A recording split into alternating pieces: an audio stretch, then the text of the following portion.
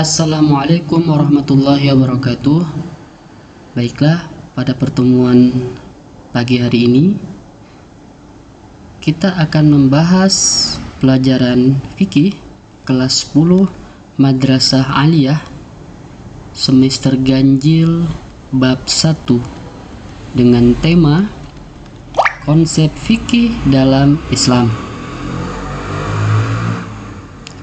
Kompetensi dasar untuk pelajaran kita pada hari ini 1.1 meyakini kesempurnaan agama Islam, mematuhi hukum fikih dalam ibadah dan syariah, memahami konsep fikih dalam Islam, menyajikan konsep fikih Islam.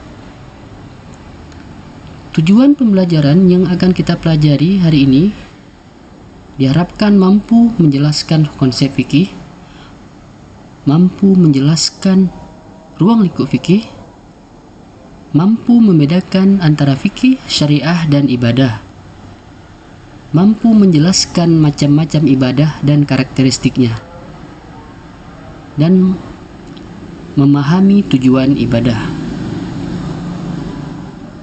Peta konsep pada pelajaran kita hari ini: syariah, ibadah, dan fikih. Syariah yaitu konsep syariah dan konsep syariah Islam, tujuan dan prinsip syariah. Ibadah, ibadah mahdah dan ibadah ghairu mahdah. Fikih yaitu tata pelaksanaan ibadah.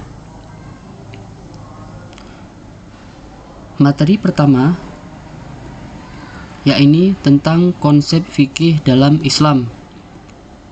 Fikih dalam bahasa fikhun yaitu fahmun amikun, berarti pemahaman yang mendalam. Fahmun amikun, pemahaman yang mendalam yang menghendaki pengerahan potensi akal. Sedangkan menurut istilah, fikih ialah ilmu tentang hukum syarak yang berkaitan dengan perbuatan manusia yang telah dewasa dan berakal sehat, yang diambil dari dalil-dalil terperinci. Sedangkan fikih menurut ulama adalah sekumpulan hukum amaliyah yang disyariatkan dalam Islam yang terbagi menjadi dua pengertian. Yang pertama, memelihara hukum furu', hukum keagamaan yang tidak pokok secara mutlak, seluruhnya dan sebagiannya. Yang kedua, materi hukum itu sendiri, baik yang bersifat qat'i maupun zanni, baik yang bersifat pasti maupun dugaan. Ruang lingkup fikih, materi kedua ya tentang ruang lingkup fikih. Ruang lingkup yang terdapat dalam ilmu fikih adalah semua hal yang berbentuk amaliyah yang diamalkan oleh setiap mukallaf. Tanda-tanda orang mukallaf: yang pertama, baligh, berakal, sadar, beragama Islam. Apa itu mukallaf? Ya, mukallaf adalah orang-orang yang sudah dibebani hukum, sudah diwajibkan melaksanakan ibadah. Sedangkan mukallif itu ialah yang memberikan hukum, dalam hal ini ialah syariah, yakni perintah Allah Subhanahu wa taala.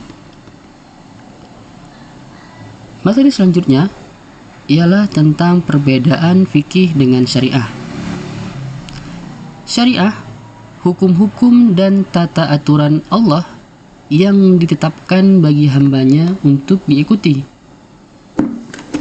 yaitu di dalam Al-Quran dan Sunnah. Sedangkan fikih ialah hasil ijtihad para ulama yang kualitasnya tidak bisa disamakan dengan Al-Quran dan Sunnah, karena ini merupakan hasil pemahaman mereka.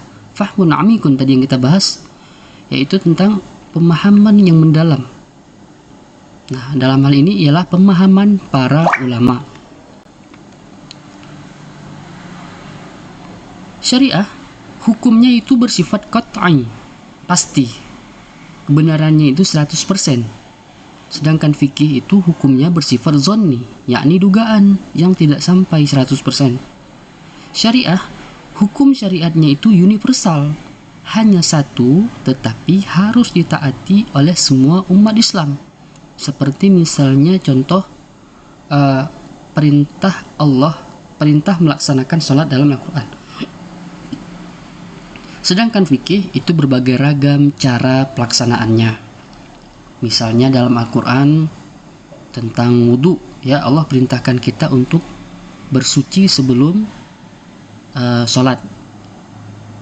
Nah, di situ ragam tata cara pelaksanaannya. Ada yang memahami tentang wamsahu birusikum tadi, wamsahu birusikum itu adalah membasuh semuanya. Sedangkan Imam Syafi'i radhiyallahu taala anhu memaknai ayat ini itu sebagian. Ya, sebagian, hanya sebagian saja, wamsahu birusikum, sebagian kepala saja itu sudah memadai.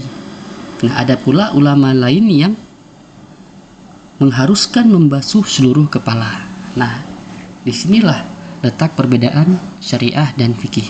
Yang selanjutnya, di syariah tidak ada campur tangan manusia dalam hal menetapkan hukum.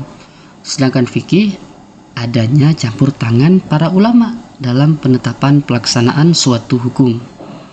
Nah, itulah perbedaan fikih dan syariah. Pembahasan selanjutnya yakni tujuan syariah atau lebih dikenal dengan maqasid syariah. Pertama, memelihara agama. Itulah kenapa Allah perintahkan sholat kepada kita. Yang kedua, memelihara jiwa. Dalam syariah kita dilarang untuk saling membunuh satu sama lain dengan alasan yang tidak jelas.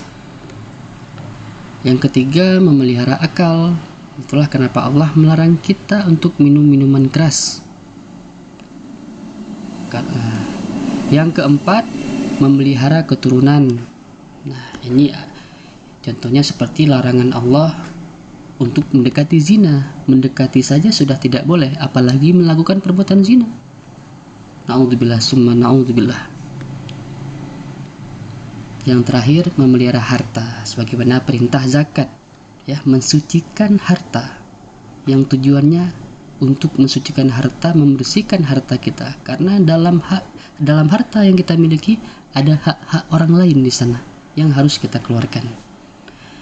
Oke, baiklah, mungkin cukup sekian pembahasan kita pada pertemuan kali ini. Lebih dan kurang saya mohon maaf. Wallahu a'lam bishawab. Assalamualaikum warahmatullahi wabarakatuh.